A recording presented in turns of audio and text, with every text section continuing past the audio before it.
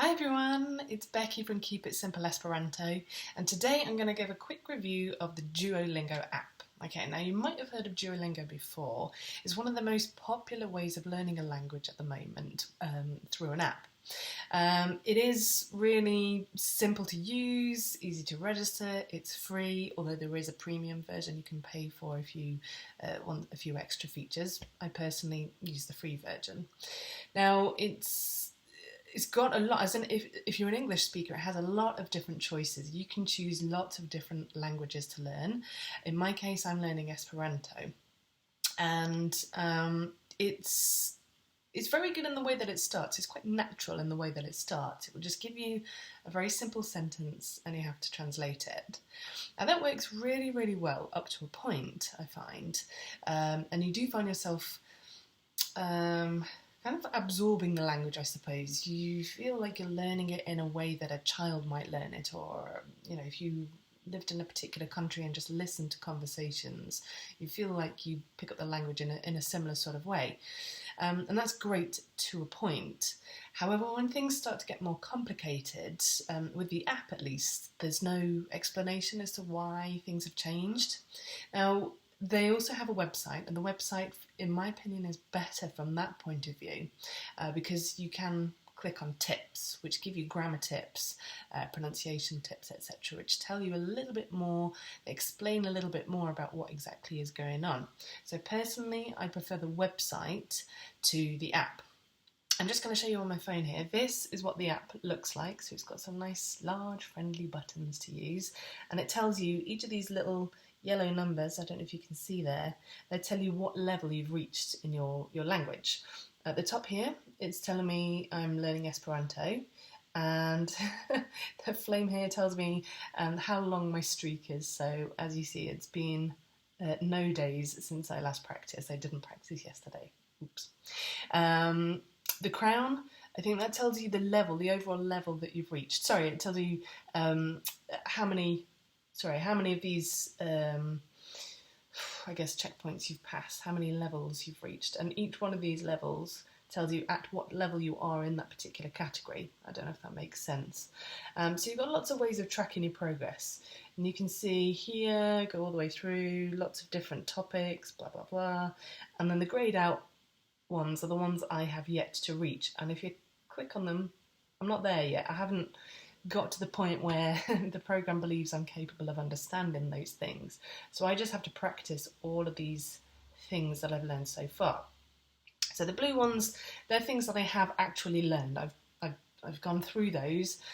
In theory, I know what's going on. The purple is what is yet to learn. So what have we got going on here? Feelings. Apparently I don't know anything about feelings yet. So if I click on feelings, it tells me I'm level 0, so I haven't learned anything. So I could press start. What's this key? Yeah, go away. I could press start.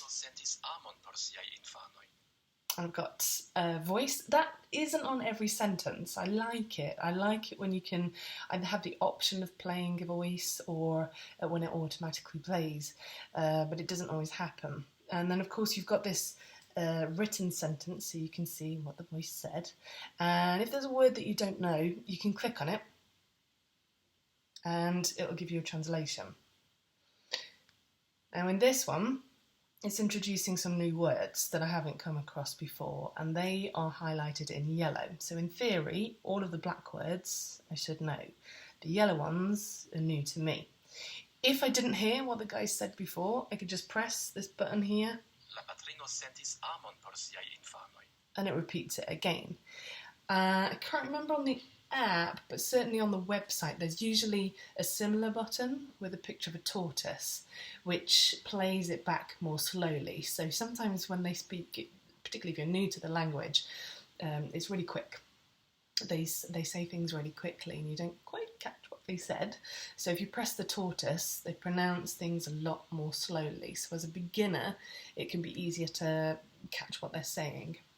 So Duolingo has an awful lot of these kind of exercises where you have the, in this case, Esperanto sentence, and you have to translate it to English. So then you've got all these buttons at the bottom that you press, and let's see, what is it? Patrino sentis amon por siaj infanoj. So it says, I don't know, the mother felt love for her children, I hope. So you press them, press each of the words you think translates the sentence, and then when you're confident that it's right, you press check, and you get a nice little sound which tells you how clever you are. If it's not right, you get a red box which tells you that wasn't quite right, and it gives you the correct answer. Now you go through, you can see you've got this little progress bar at the top which tells you how far through this exercise you are. It usually takes around about, I don't know, 3 minutes or so to run through all of the exercises, and if there's one that you got wrong, it'll just make you repeat it at the end of the exercise. Okay?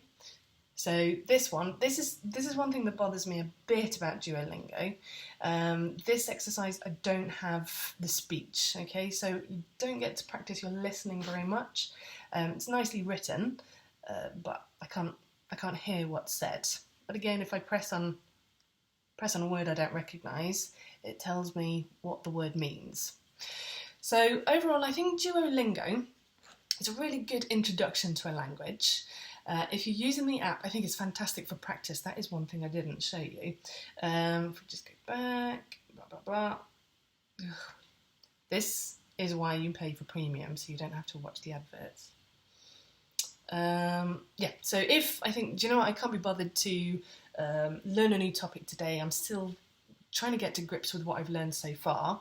There's this little barbell just here, and that's like a practice button to give you practice exercises. So you could just press that and it'll give you things that you should already know. It just lets you practice things that you should already know. So in this case, what does it really mean? Vere. Check. Ta-ding. Very good. So yeah, Duolingo I think is very good for practicing the language. I think it's a good way to get initially started. If you're brand new to a language, if you've never learned it before, it's quite a good way to just quickly expose you to quite a lot. But because, especially on the app, it's really difficult to get, well, if not impossible, to get an explanation as to why things are like that.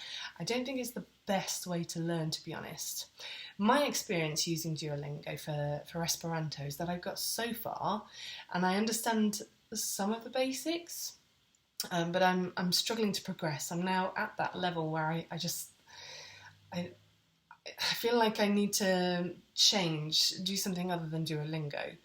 I tried using the website, and like I said, that does give you some nice little grammar tips and pronunciation tips, etc.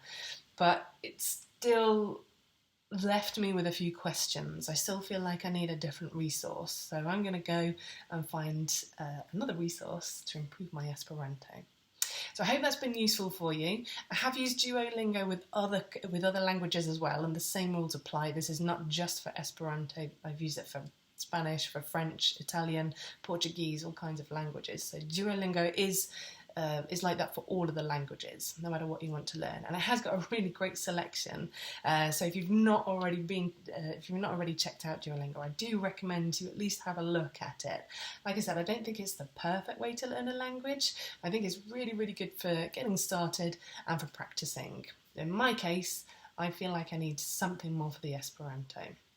I hope that's been useful for you, and if you have any questions, leave them in the comments below.